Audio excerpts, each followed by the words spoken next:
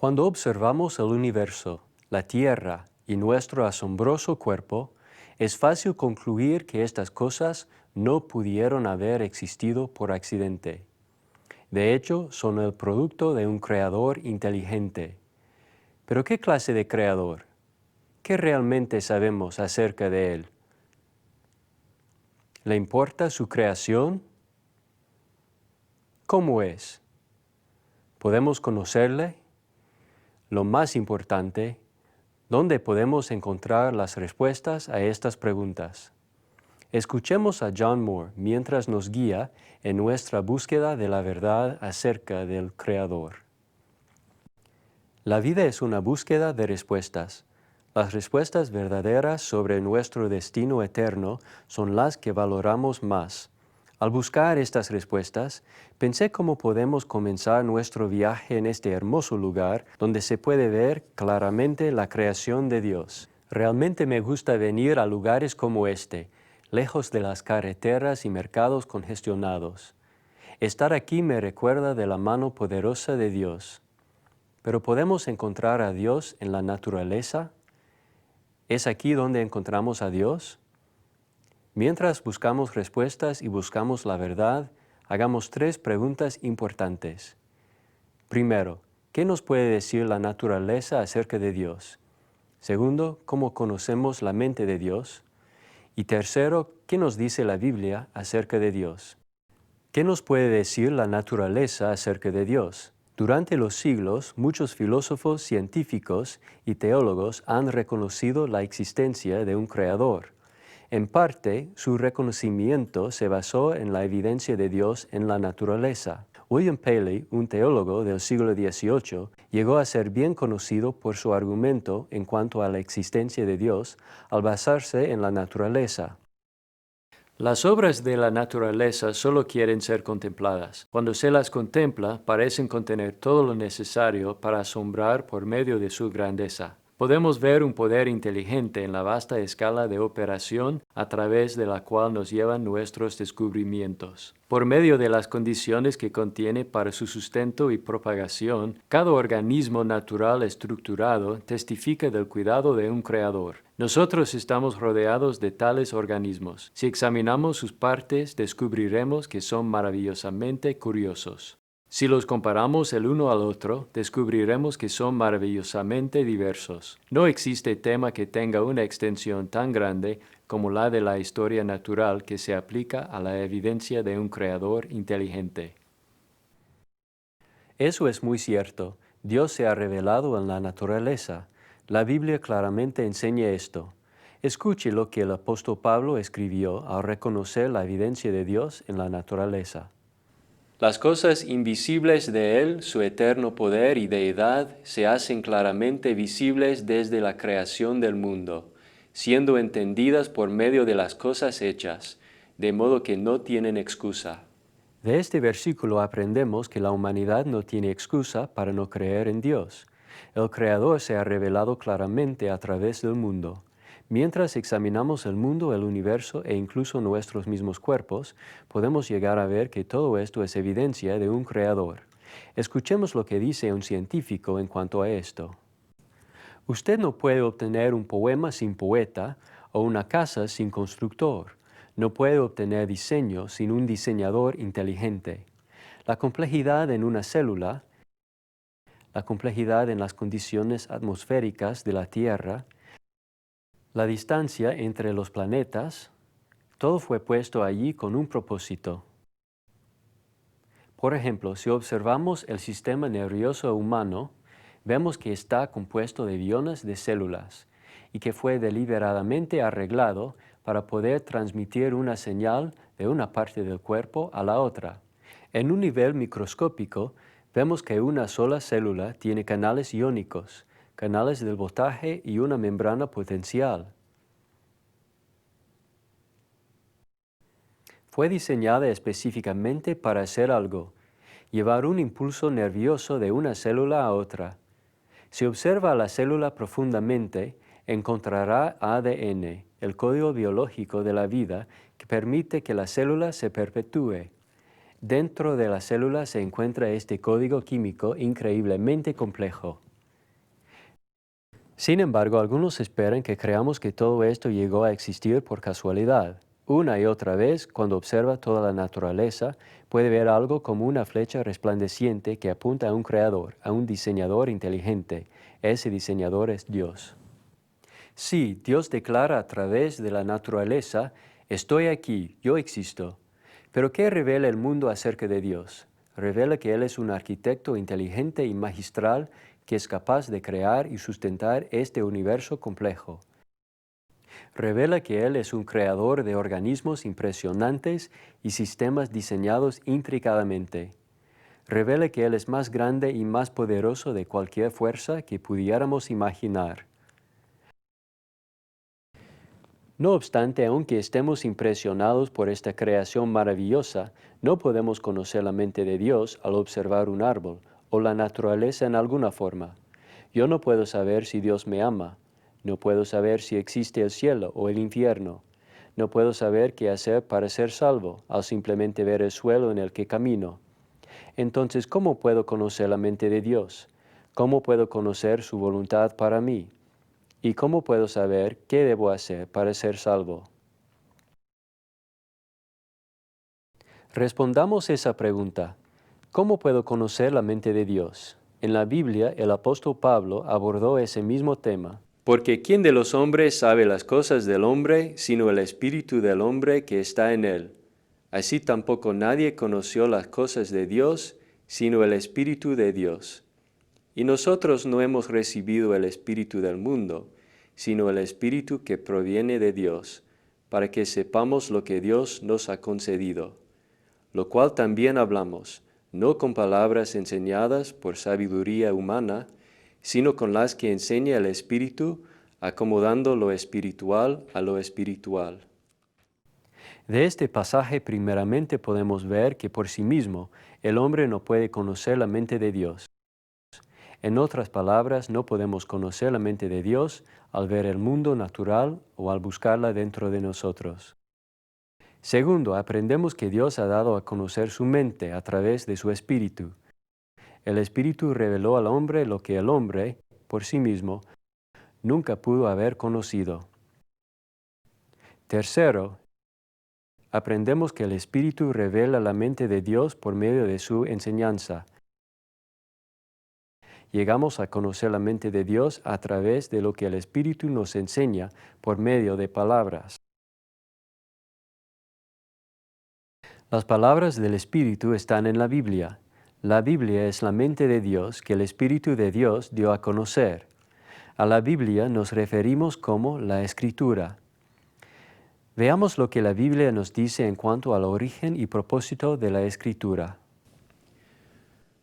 Toda la Escritura es inspirada por Dios y útil para enseñar, para redarguir, para corregir, para instruir en justicia, a fin de que el hombre de Dios sea perfecto, enteramente preparado para toda buena obra. Pablo dice que las Escrituras vinieron por inspiración divina. En ese pasaje la palabra inspiración significa literalmente soplo de Dios. Cuando va al griego, el idioma en que el Nuevo Testamento se escribió originalmente, se encuentra la palabra theopneustos, que es una palabra compuesta. La primera palabra significa Dios y la segunda significa soplado. Así que Pablo estuvo diciendo que toda la Escritura es realmente soplada por Dios. En diferentes palabras, como Dios sopló aliento de vida en el hombre y él llegó a ser un alma viviente, Dios dio vida al mensaje que llamamos la Biblia. La Biblia es muy viva y activa, no tenemos una carta muerta, tenemos un mensaje vivo que vino directamente de la mente de Dios. Entendiendo primero esto, que ninguna profecía de la Escritura es de interpretación privada, porque nunca la profecía fue traída por voluntad humana, sino que los santos hombres de Dios hablaron, siendo inspirados por el Espíritu Santo. Por tanto, podemos ver claramente que la Biblia no es producto humano. La Biblia es el producto del Espíritu Santo. Es la mente de Dios. Así que podemos ir a la Biblia para aprender la verdad acerca de Dios. Entonces, respondamos nuestra tercera pregunta. ¿Qué nos dice la Biblia acerca de Dios? Para responder esta pregunta, vamos a examinar un discurso que el apóstol Pablo dio en un lugar llamado la Colina de Ares, en Atenas, Grecia. Ese discurso se encuentra en el capítulo 17 del libro de Hechos. Comencemos considerando ese discurso en su contexto histórico.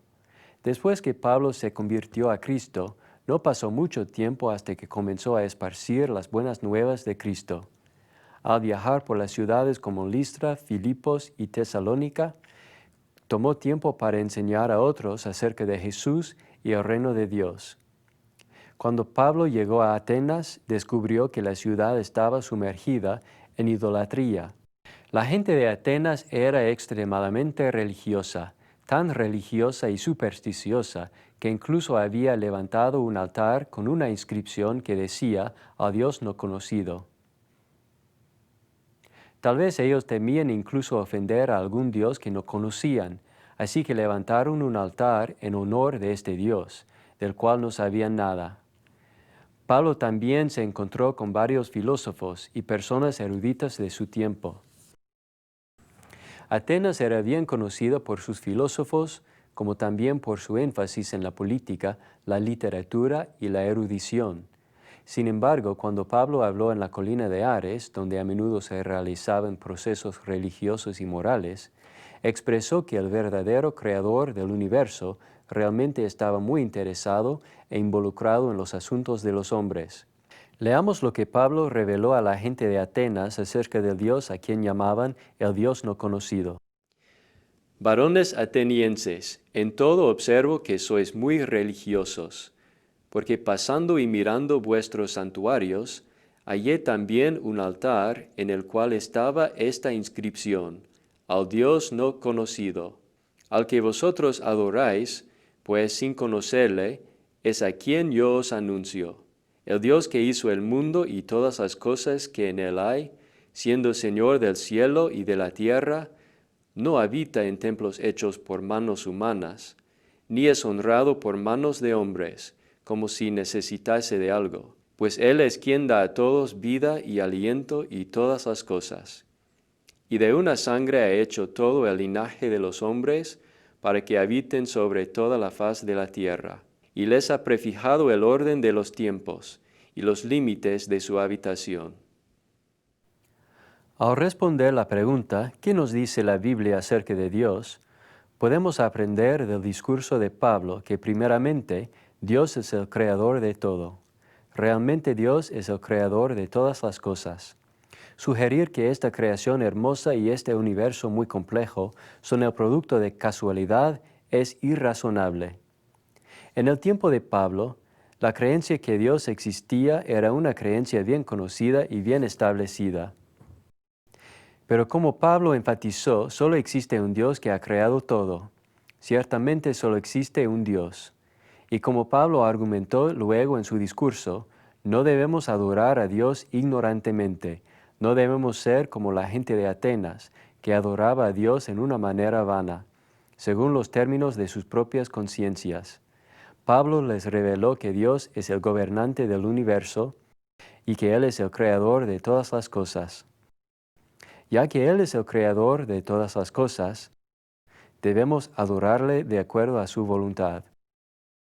No debemos adorar a Dios sin conocimiento. Por ende, hemos aprendido que Dios es el creador de todo. Segundo, notemos también por el texto en Hechos 17 que Dios está al alcance de todos. Escuche lo que Pablo dijo al continuar su discurso.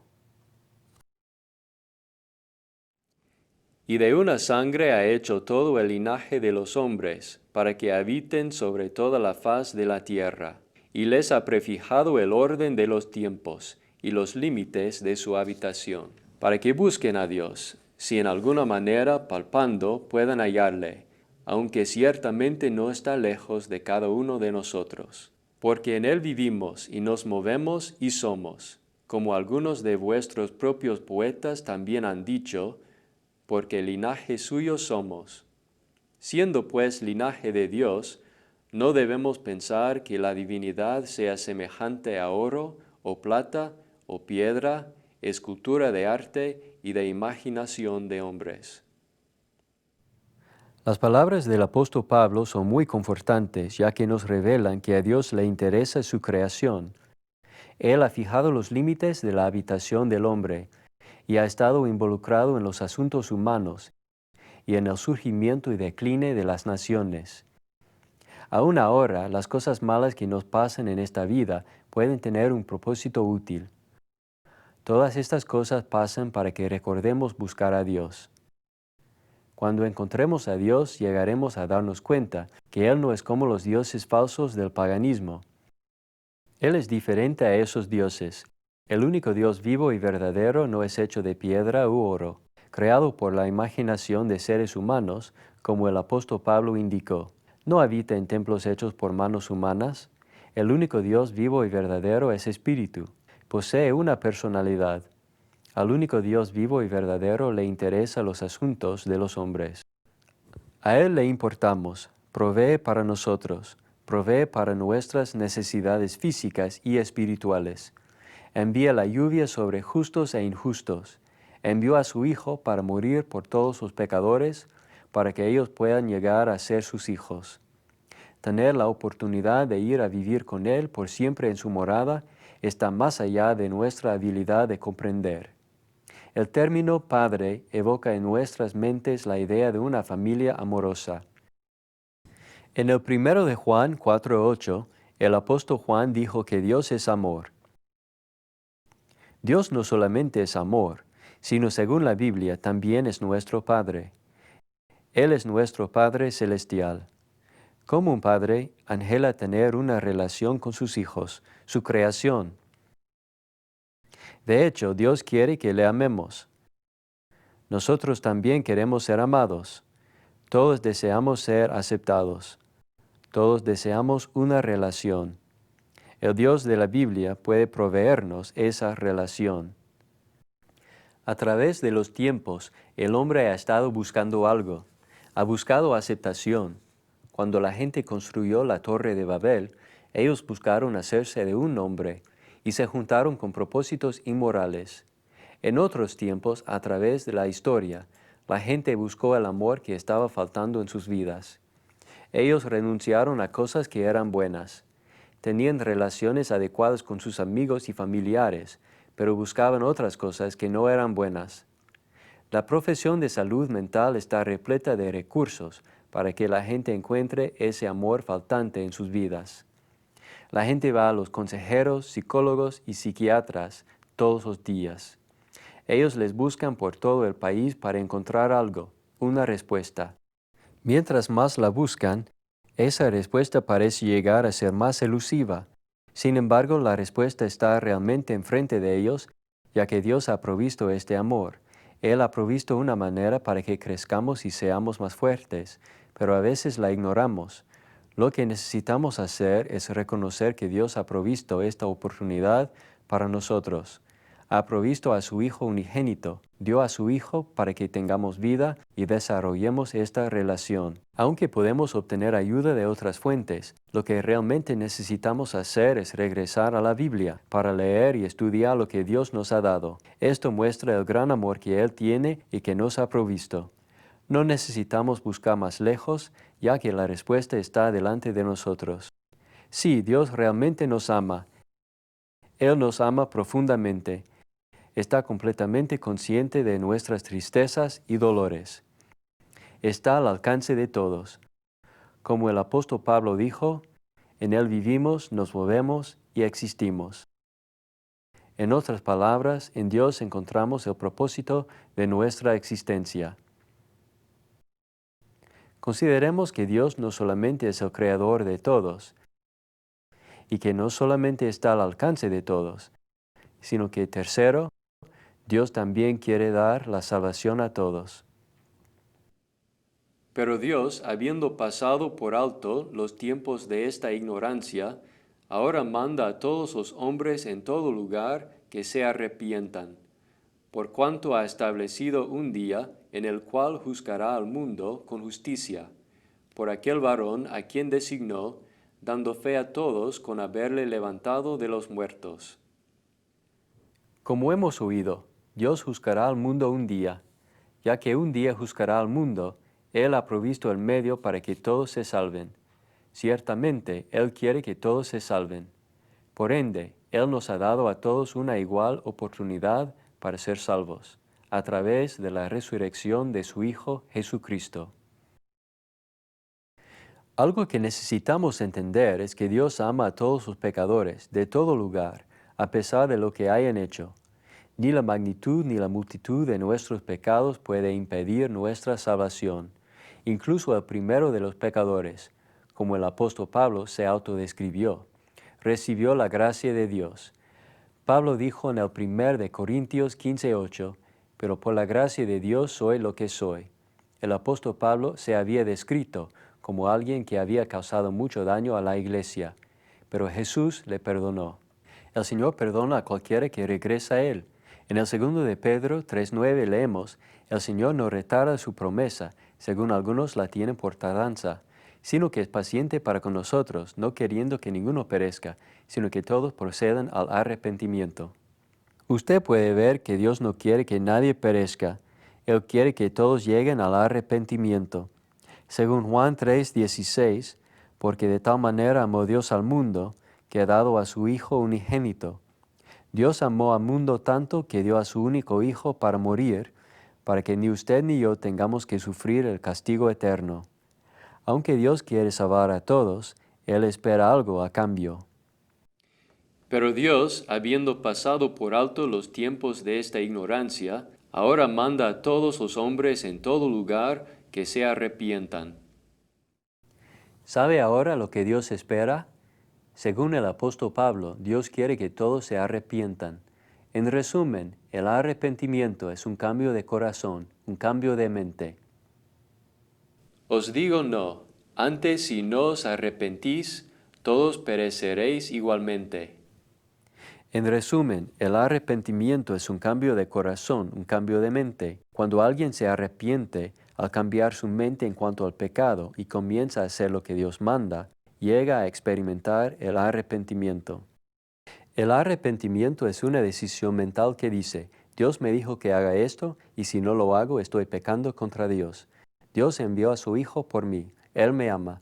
Yo sé que le estoy causando dolor si no me arrepiento. Por ende, voy a cambiar la forma en que pienso y voy a hacer todo lo que me diga que haga. Por esta razón, el arrepentimiento es un mandamiento difícil. La persona debe decir, no voy a hacer mi voluntad nunca más, voy a hacer lo que Dios me dice que haga. El arrepentimiento es un cambio de mente. Se espera que todos los hombres se arrepientan. No importa si es rico o pobre. No importa si es educado o no educado. No importa en qué país nació. No importa quiénes fueron sus padres o quiénes llegarán a ser sus hijos. Dios espera que todos se arrepientan. Pero ¿por qué es necesario el arrepentimiento? ¿Por qué nos llama Dios a usted y a mí a arrepentirnos? Por cuanto ha establecido un día en el cual juzgará al mundo con justicia. Porque es necesario que todos nosotros comparezcamos ante el tribunal de Cristo, para que cada uno reciba según lo que haya hecho mientras estaba en el cuerpo, sea bueno o sea malo. Conociendo pues el temor del Señor, persuadimos a los hombres. Entonces es necesario arrepentirse, porque Dios juzgará al mundo un día. Seremos considerados responsables de las cosas que hemos hecho aquí en la tierra o por las cosas que no hemos hecho. Dios espera que nos arrepintamos. Él espera que renunciemos a la vida corrupta e ideas falsas. Si no lo hacemos, padeceremos en el juicio de Dios. Enfrentaremos su ira y terror. Usted puede preguntar, si Dios quiere salvar a todos, ¿por qué castigará a los que no se arrepienten? ¿Cuál es la respuesta? En Apocalipsis 15:3 y en Salmos 2:5, la Biblia dice que Dios es justo y recto. Como un Dios justo, debe castigar el pecado. Como un Dios recto, debe disciplinar a los rebeldes. Por ejemplo, considere a un juez en su comunidad que rechaza castigar a los criminales culpables. ¿Consideraría a ese juez como justo y recto? no esperaría y de hecho demandaría que un juez castigara a los que no se acatan a la ley. De igual manera Dios, el juez de toda la tierra, debe castigar a aquellos que no se acatan a su ley. Por ende, ya que Dios es un Dios justo, quiere que todos sean salvos. Pero Él también castigará a los que no se arrepienten. Consideremos algo más acerca del juicio, como el apóstol Juan revela. Y los libros fueron abiertos, y otro libro fue abierto, el cual es el libro de la vida. Y fueron juzgados los muertos por las cosas que estaban escritas en los libros, según sus obras. Todos nos presentaremos ante el tribunal de Dios. Romanos 14, 11 a 12 y el 2 de Corintios 5, 10 declaran que seremos juzgados según nuestras obras. Esto significa que el juicio es algo muy serio. Todos estaremos en el juicio. Eso le incluye a usted. Un día estará delante de Dios y dará cuenta de lo que hizo cuando estaba en esta tierra. Si se arrepiente y regresa a Dios, puede ser salvo, puede vivir eternamente. Podemos ser salvos por el poder de Dios y la resurrección de Jesucristo de entre los muertos. En nuestra búsqueda de la verdad, repasemos las 3 cosas que aprendimos. Primero, no podemos conocer la mente de Dios al observar la creación. Aunque la creación provee evidencia amplia de la existencia de Dios, no podemos conocer su mente al mirar, por ejemplo, a los árboles. Segundo, Dios se ha revelado a nosotros a través del Espíritu Santo. Dios ha dado a conocer su mente por medio de la palabra escrita. Tercero, hemos aprendido que la Biblia nos dice que Dios es el creador de todo, que está al alcance de todos y que quiere salvar a todos. Amigo, Dios quiere salvarle. El gran creador de este universo le ama y quiere que responda a su voluntad. ¿Responderá usted a su voluntad?